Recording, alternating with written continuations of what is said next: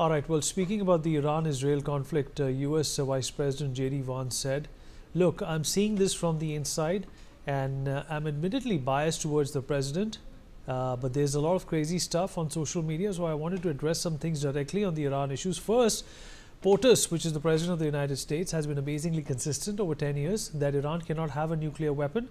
Over the last few months, he encouraged his foreign policy team to reach a deal with Iranians to accomplish this goal. The President has made it clear that Iran cannot have uranium enrichment, and he said repeatedly that this would happen one of two ways, the easy way or the other way. The second, I've seen a lot of confusion over the issue of civilian nuclear power and uranium enrichment. These are distinct issues. Iran could have civilian nuclear power without enrichment, but Iran rejected that. Meanwhile, they've enriched uranium so far above the level necessary for any civilian purpose. They've been found in violation of their non-proliferation obligations by the International Atomic Energy Agency, which is hardly a right-wing organization. It's one thing to want a civilian nuclear energy. It's another thing to demand sophisticated enrichment capacity, and it's still another to cling to enrichment while simultaneously violating basic non-proliferation obligations and enriching right to point of weapons-grade uranium. I have yet to see a single good argument for why Iran needs so much uranium enrichment. All right, joining us at this point in time is Mr. Sumit Peer, senior political commentator.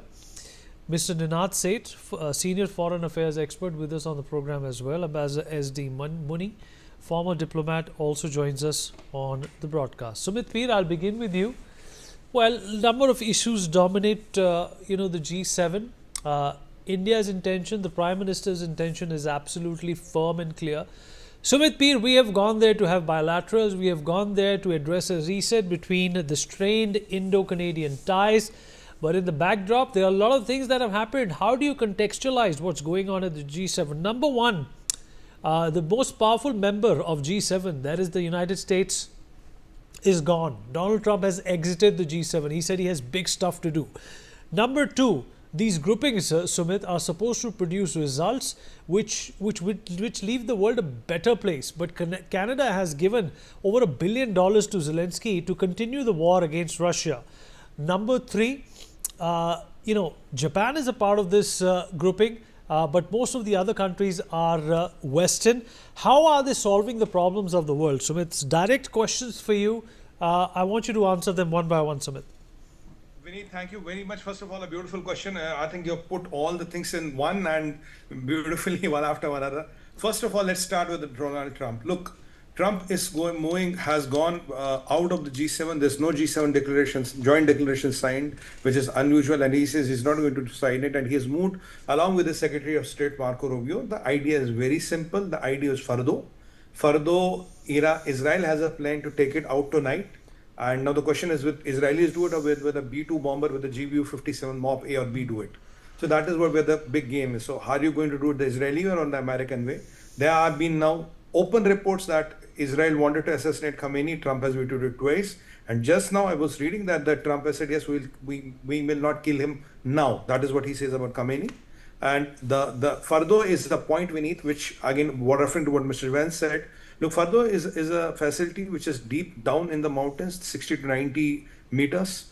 And what you have there is IR1 and IR6 centrifuges. These centrifuges are specifically only used to enrich uranium from 60 to 90. So when you talk of Fardo, it is only meant to make a nuclear bomb, to make the uranium, to enrich the nuclear uranium U-235 to make a nuclear bomb. There is no other use of that. So Israel wants Fardo to be gone.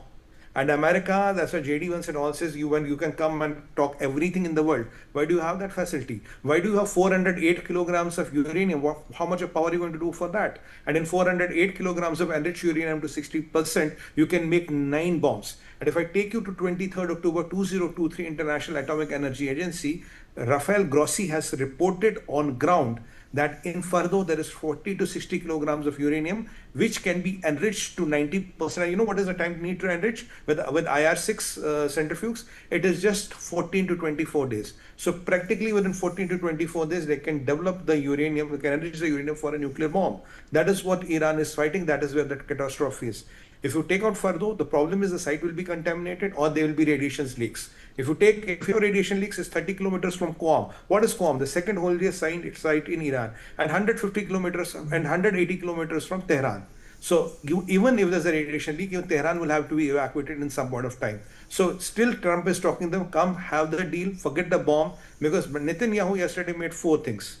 No mullah regime, no missiles, no nuclear materials, no proxies. I'm not going to stop beyond I have achieved this, and before I have achieved this. He was asked a question, what about Khamenei? If you eliminate Khamenei, that will escalate the war. He says, no, eliminating Khamenei will end the war. I'm telling you what exactly happened. And the Trump's old team, which is back to help him, the old team from his first term, they are. So, just hold on to that thought. I'll come back to you momentarily. US President Donald Trump has called for an